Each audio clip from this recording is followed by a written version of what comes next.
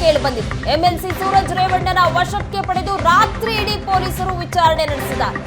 ಯಾವುದೇ ಕ್ಷಣದಲ್ಲಾದ್ರೂ ಎಂಎಲ್ಸಿ ಸೂರಜ್ ರೇವಣ್ಣ ಬಂಧನದ ಸಾಧ್ಯತೆ ಇದೆ.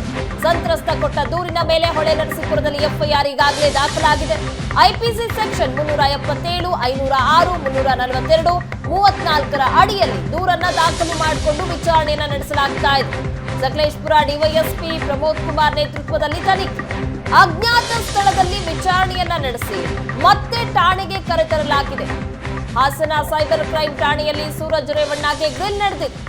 ಸಂತ್ರಸ್ತನ ದೂರಿನ ಅನ್ವಯ ಸೂರಜ್ಗೆ ಕಾಕಿ ಪ್ರಶ್ನೆಗಳ ಸುರಿಮಳೆಯನ್ನೇ ಸುರಿಸ್ತಾ ಇದೆ. ಸಂತ್ರಸ್ತ ಕೊಟ್ಟ ದೂರಿನ ಮೇಲೆ ಹೊಳೆನರಸೀಪುರದಲ್ಲಿ ಈಗಾಗಲೇ ಎಫ್ಐಆರ್ ದಾಖಲಾಗಿದೆ. ಅಜ್ಞಾತ ಸ್ಥಳದಲ್ಲಿಟ್ಟು ಸೂರಜ್ ರೇವಣ್ಣ ಅವರನ್ನ ವಿಚಾರಣೆ ನಡೆಸಲಾಯಿತು. ನಂತರ ಮತ್ತೆ ಪೊಲೀಸ್ ಠಾಣೆಗೆ ಕರೆದುಕೊಂಡು ಬಂದು ಅಲ್ಲೂ ಸಹ ವಿಚಾರಣೆಯನ್ನ ಮುಂದುವರಿಸಲಾಗಿದೆ. ರಾತ್ರಿ ಇಡೀ ವಿಚಾರಣೆ ನಡೆಸಿದ್ದಾರೆ. ಆ ಸಂತ್ರಸ್ತ ಯಾವ ರೀತಿಯ ಪರಿಚಯ, ಹಾಗೆ ಆತ ಕೊಟ್ಟಿರುವಂತಹ ದೂರನ್ನ ಮುಂದಿಟ್ಟು ಪ್ರಶ್ನೆಗಳ ಸುರಿಮಳೆಯನ್ನೇ ಸುರಿಸಲಾಗ್ತಾ ಇದೆ ಪೊಲೀಸರಿಂದ.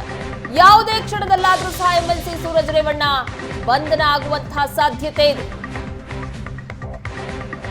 ಹಾಸನ ಸೈಬರ್ ಕ್ರೈಂ ಠಾಣೆಯಲ್ಲಿ ಸೂರಜ್ ರೇವಣ್ಣಗೆ ವಿಚಾರಣೆಯನ್ನ ನಡೆಸಲಾಗ್ತಾ ಇದೆ. ಸಂತ್ರಸ್ತ ದೂರನ್ನ ಕೊಟ್ಟಿದ್ದ, ಆ ದೂರಿನ ಅನ್ವಯ ವಿಚಾರಣೆಯನ್ನ ನಡೆಸಲಾಗ್ತಾ ಇದೆ. ದೂರಿನಲ್ಲಿ ಏನೆಲ್ಲ ಉಲ್ಲೇಖ ಮಾಡಿದ್ದಾನೆ ಆ ಸಂತ್ರಸ್ತ, ಅದಕ್ಕೆ ಸಂಬಂಧಪಟ್ಟಂತೆ ಪ್ರಶ್ನೆಗಳ ಸುರಿಮಳೆಯನ್ನೇ ಸುರಿಸ್ತಾ ಇದ್ದಾರೆ. ಈಗ ಮೊನ್ನೆಯಿಂದನೂ ಎಲ್ಲ ನೀವು ಅಬ್ಸರ್ವ್ ಮಾಡ್ತಾ ಇದ್ದೀರಾ. ಏನು ಒಂದು ವಾರದ ಎಷ್ಟು ದಿನ ನಡೀತಿದ್ದೋ ನನಗೂ ಅದ್ರ ಬಗ್ಗೆ ಇನ್ನೂ ಮಾಹಿತಿ ಇಲ್ಲ ನಂಗೆ ಕರೆಕ್ಟಾಗಿ. ಈಗ ನಾನು ಹೇಳೋದು ಇಷ್ಟೇ, ಎರಡು ವಿಷಯ. ಒಂದು ಇದು ಅರ್ಥ ಮಾಡ್ಕೊಳ್ಳಿ, ಷಡ್ಯಂತ್ರ ಮಾಡಿದ್ದಾರೆ. ಇವತ್ತು ನನ್ನ ಮೇಲೆ ಆರೋಪ ಮಾಡ್ತಿದ್ದಾರೆ. ಇವತ್ತು ಏನಾದ್ರು ಮಾಡ್ಕೊಳ್ಳಿ, ಆರೋಪ ನಾನು ಕಡಾಖಂಡಿತ ತಿರಸ್ಕಾರ ಮಾಡ್ತೀನಿ. ಒಂದು. ಎರಡನೇ ವಿಷಯ, ಇವತ್ತು ಕಾನೂನಿನ ಒಂದು ಇದಿದೆ, ವ್ಯವಸ್ಥೆ ಇದೆ. ಆ ವ್ಯವಸ್ಥೆಯಲ್ಲಿ ಏನು ತೀರ್ಮಾನ ಆಗಬೇಕು. ಈಗ ಮೊನ್ನೆ ಎಲ್ಲ ಕೂತ್ಕೊಂಡು ಹುಡುಗ ನಾವೆಲ್ಲ ಎಫ್.ಐ.ಆರ್ ಮಾಡಿದ್ದಾರೆ, ಆಯ್ತಲ್ವ? ಎಫ್.ಐ.ಆರ್ ಮಾಡಿದ್ದಾರೆ. ಎಫ್.ಐ.ಆರ್ ಮಾಡಿದ್ದು ಏನು ಇದಾಗಬೇಕು, ಕಾನೂನು ರೀತಿಯಲ್ಲಿ ಯಾವ ರೀತಿ ಅದು ತನಿಖೆ ಆಗಿ ಅದೇನು ಹೊರಗೆ ಬರಬೇಕು, ಸತ್ಯಾಸತ್ಯತೆಗಳು ಅದು ಬಂದೇ ಬರುತ್ತೆ. ಅದು ಅದ್ರ ಮೇಲೆ ಕಾನೂನು, ನಮ್ಮ ನಾಡಿನ ಕಾನೂನು ಮೇಲೆ ನಂಗೆ ವಿಶ್ವಾಸ ಇದೆ. ಅಷ್ಟು ಹೇಳ್ತಾ ನಾನು ಮುಕ್ತಾಯ ಮಾಡ್ತೀನಿ.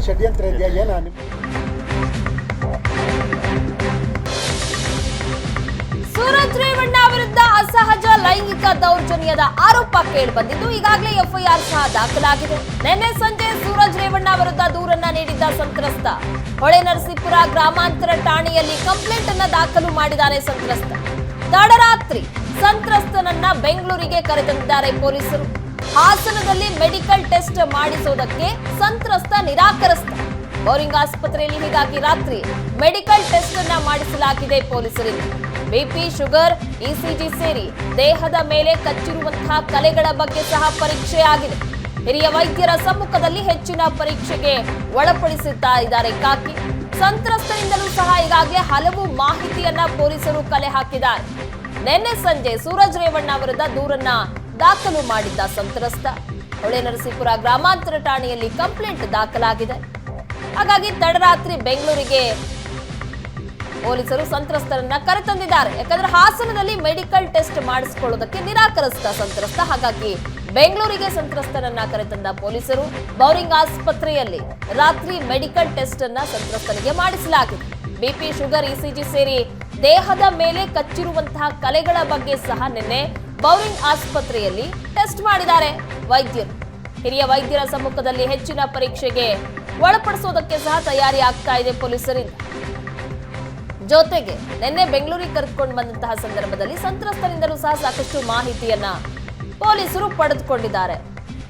ಇನ್ನೂ ಸಹ ಸೂರಜ್ ರೇವಣ್ಣ ವಿಚಾರಣೆಯನ್ನ ನಡೆಸ್ತಾ ಇರುವಂತಹ ಪೊಲೀಸರು ಈ ಎಲ್ಲ ಮಾಹಿತಿಗಳ ಮೇಲೆ ಪ್ರಶ್ನೆಗಳನ್ನ ಕೇಳಲಾಗ್ತಾ ಇದೆ.